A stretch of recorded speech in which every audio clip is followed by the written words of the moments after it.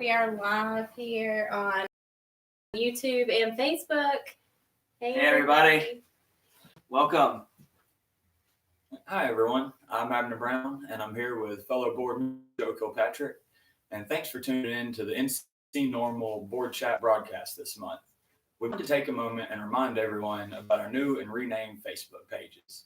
NC NORML of Northwest North Carolina, NC NORML of Southwest North Carolina, NC NORML of Central North Carolina, NC NORML of Southeast North Carolina, and NC NORML of Northeast North Carolina. Make sure to go follow all of them for the latest updates on legislation, our actions, and our resources for the public. Our new website is up and running, and we'll be regularly updating it with content for you as well. We're still incredibly excited about our recent restructuring to bring all NORML chapters in North Carolina under the state chapter banner. This will help us be taken more seriously with our legislators, operating in a more effective manner with a consistent message. Membership options on the NC NORML website. Membership options on the website, ncnorml.org, and our latest blog post details amazing opportunities to help the movement in as little as 2 hours a month.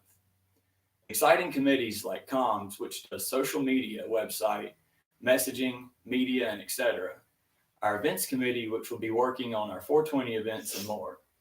Our legislative committee working on our strategy for the upcoming session at the General Assembly, resolutions for municipalities, and educating our constituents to build relationships with our reps to move the policy needle.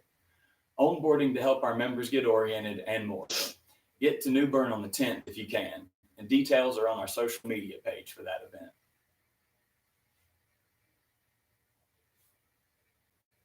Awesome. Thanks, Abner.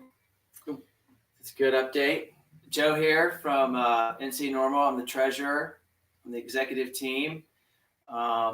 This is the first live board chat that I've done with you guys. This is a new platform for us, so I'm excited to be here. We've got our team in the background that's making sure that we're live on YouTube, Instagram, and Facebook.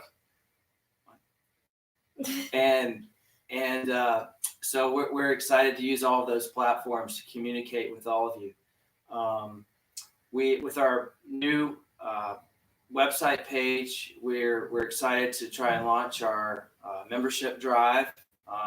We really need your membership donations. It helps with all these platforms and make them run. They all cost money. This is totally a nonprofit organization.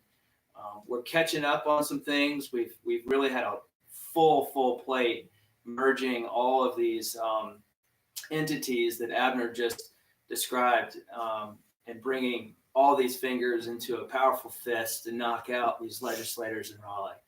So cue the music on that. But we need all of your participation. It's amazing the voices that you have, whether it's your friends at church, at school, college. We look forward to bringing on more of the universities and different colleges throughout the state. There's a lot of activism that can occur there. We've got executive members on our current board that sort of hone their skills right at NC State, and we'd like to expand that to Duke and Chapel Hill and App. There's a lot of great schools. So just keep checking in with us on our website and through these social media outlets, and find out a way for you to get involved. It's not real hard to do. There's a lot of work to be done, and there's a lot of ways just by asking us how you can help. So anyway. Yeah, we just need people to join in and help. We've got to show that 80% the Elon poll showed that they last took is real, and let our legislators know that as well. So we were going to just kind of throw something out. It's a subject that is definitely going to affect North Carolina, and that's the federal bill that just passed the Judiciary Committee for Congress. It's the furthest any legislation has ever gone other than creating prohibition in our country. So that's something that really, really, really means a lot. It's going to affect North Carolina in one way or another. It's going to affect our hemp farmers. It's going to affect interstate trafficking of those bales and loads of hemp or potentially cannabis as other states become legal. It's coming to North Carolina whether the legislators want to look at it or not. And we really need a strong voice and put pressure on these legislators to sculpt the bill for our state the way that it needs to be done. And that includes a really hot topic, which is home grow. That's something that NORML really stands strongly behind. It doesn't exist to cut out a commerce. It's really done to lift up people who are chronically ill, who have low income. You can set regulations on home grow. It was done very successfully in California. So yeah, we really need to put pressure on these legislators so that big pharma, big tobacco, big alcohol, no special interest group totally takes over our state. Yeah, we have to do our best to make sure everyone gets the best deal and they have affordable access to the product they need. So it looks like we have some comments. Can one of y'all see the board there? Remind them that help wanted document's posted on Facebook and the website. What? Say it again. The help wanted document. Oh, so the help wanted document that we've loaded onto our website. It's what we kind of call a 5-minute action or a blog post. It's in one of our tabs. We put those out to sort of let you know how quickly you can make an impact. And we try to put those out every week consistently, whether it's a blog post or a 5-minute action or both.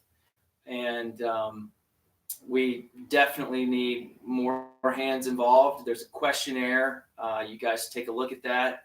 It's designed to direct you with your interests, where you think you might fit for our organization. The organization exists for you. So there's no reason if you are passionate about cannabis or don't want to see people continue to be incarcerated for it, to be involved. We feel something like that. We have roles for everybody. You don't have to be out front sitting in a video like we are. We have roles behind the screen. There's all kinds of stuff for people to do that fits your comfort level. So please reach out to us. We can find something that can fit your skills and comfort level to help us. So don't hesitate. It doesn't all have to be what we're doing right here. Reach out and see what you can do to help.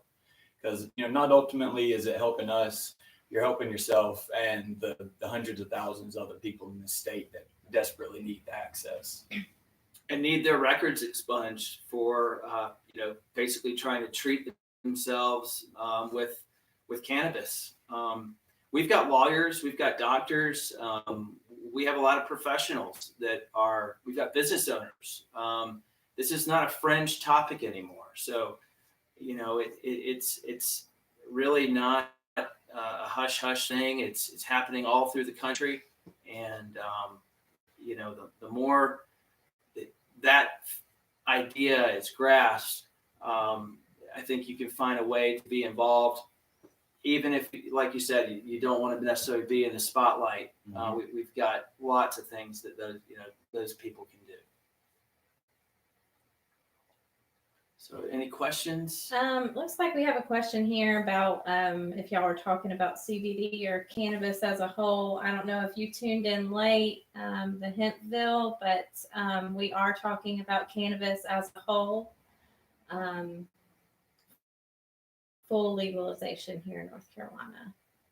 Yeah, I mean, the plant, it's one plant. So, hemp is a designation that's really a legal status. It's not a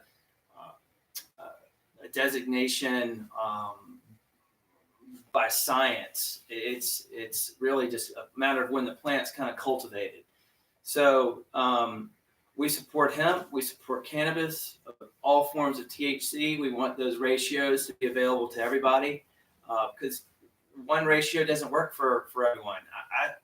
We both are in the cannabis business. We have cannabis companies, and sometimes people come back and say, it didn't really do much for me. I felt kind of relaxed, but nothing that maybe a beer or something wouldn't do. It's like, okay, cool. Well, maybe for your bulging disc, you need a higher ratio, but you can't get that here. I'm sorry. So that's what we want to change.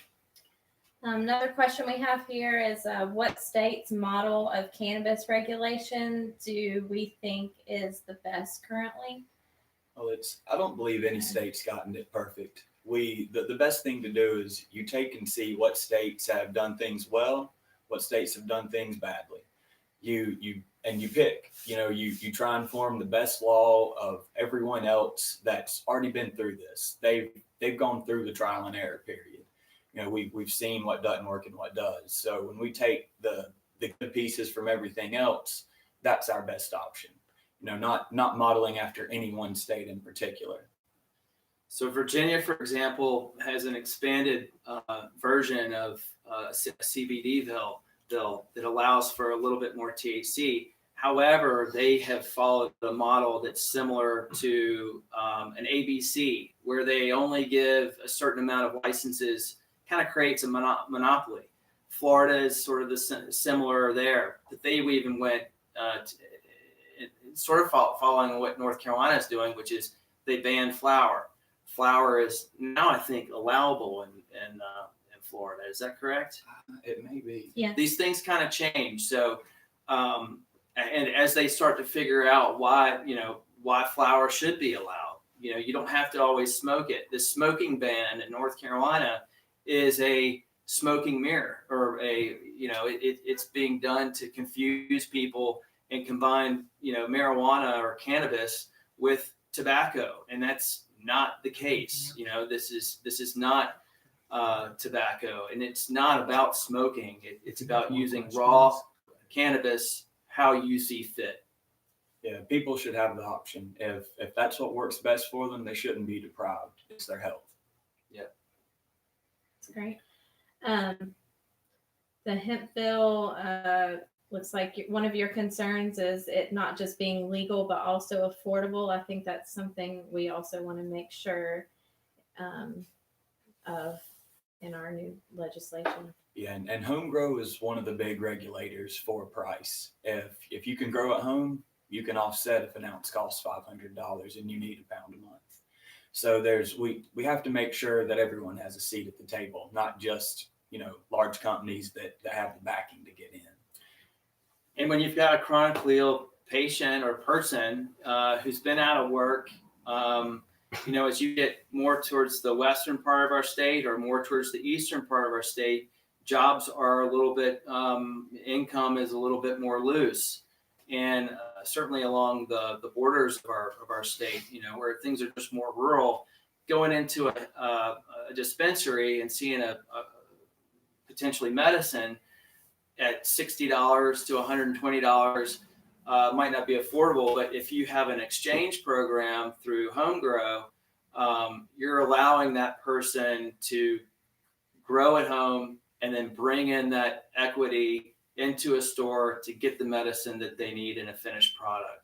So that's kind of a nice thing with an exchange or a home grow program. So I hate to harp on that, but it is an important thing to be inclusive of all forms of income for this plant.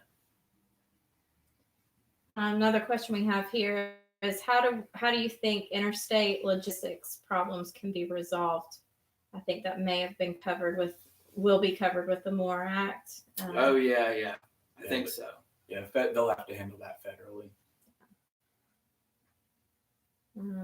Sounds like a lot of people are supporting legalization and are enjoying you guys' awesome work out there. We're going to be doing this monthly. This is our second board chat. So we will let you guys know of the details next month. Yeah, we'll definitely keep everyone up to date, and you can check up on our social media pages to make sure you don't miss the next one as well. Thanks, guys. We Have a appreciate great you night. listening in. Y'all have a good evening. Thanks for your support. Legalize.